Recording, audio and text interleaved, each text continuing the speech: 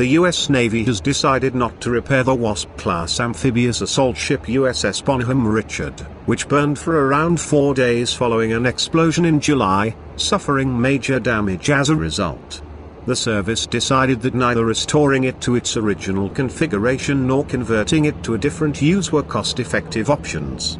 Instead, it will spend approximately $30 million to scrap it. The Navy made the announcement about the ship's fate in a call with journalists on November 30, 2020, more than 4 months after the fire was finally brought under control.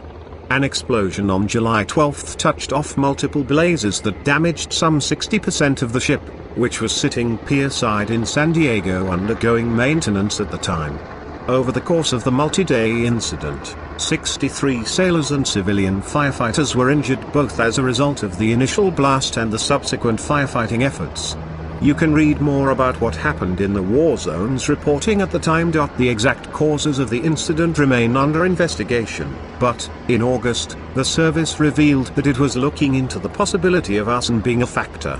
Additional investigations are ongoing into how the ship's design, as well the Navy chain of command, responded to the fire in order to glean information that could be used to improve safety systems, including fire suppression equipment, and protocols.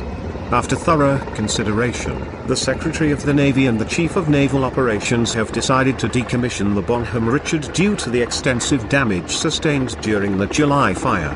Navy Rear Admiral Eric Verhaag, the head of the Navy Regional Maintenance Center and the Director of Surface Ship Maintenance and Modernization at Naval Sea Systems Command, NAVSEA, said.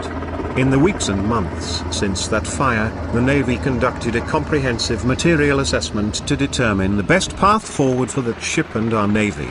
The Navy assessed that it would have cost between $2.50 and $3.2 billion to return Bonhomme Richard to its pre-fire configuration, a process that the service estimated would take between 5 and 7 years to complete in a Gulf Coast shipyard.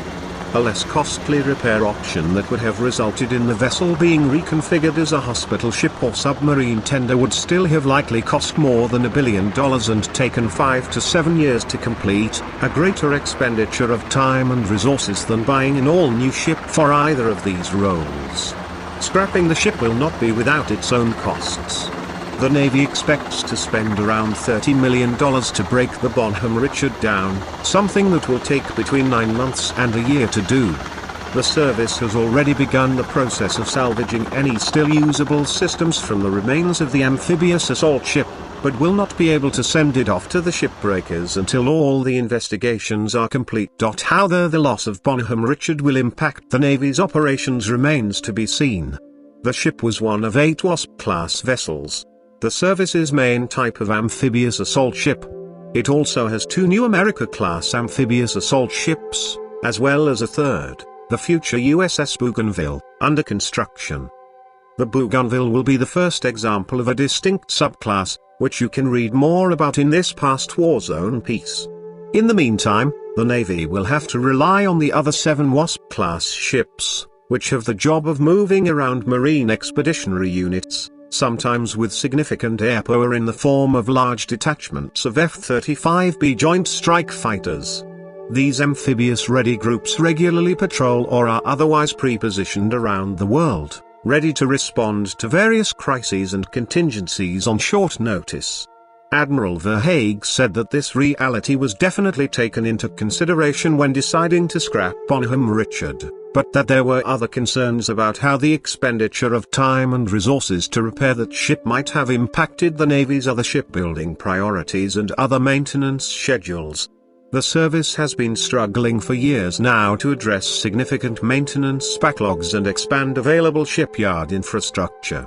In the end, the decommissioning decision had a number of factors, and one of which was, what would be the impact of the dollars spent and the actual effort to rebuild? What would be the impact on the industrial base? The dollars definitely would disrupt our strategy for investment, Verhaag said. And then from an industrial base perspective, we had concerns that it would impact new construction or other repair work. and we knew that Gulf Coast would be the spot to get the building or the restoration done because of the capacity and their capabilities, but in the end made the decision for multiple factors. As I mentioned, the decommissioning would be the way to go.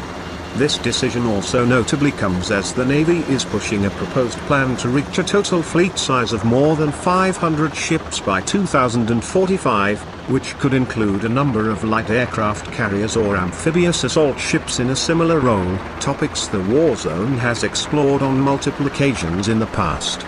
It is also looking to move away from traditional large amphibious warfare ships towards smaller designs as the Marine Corps pursues its own dramatic overhaul of its force structure, which you can read about more in these past Warzone pieces. All told, the Navy clearly came to the conclusion that sending Bonhomme Richard to meet the scrappers torch was the least bad option it had available.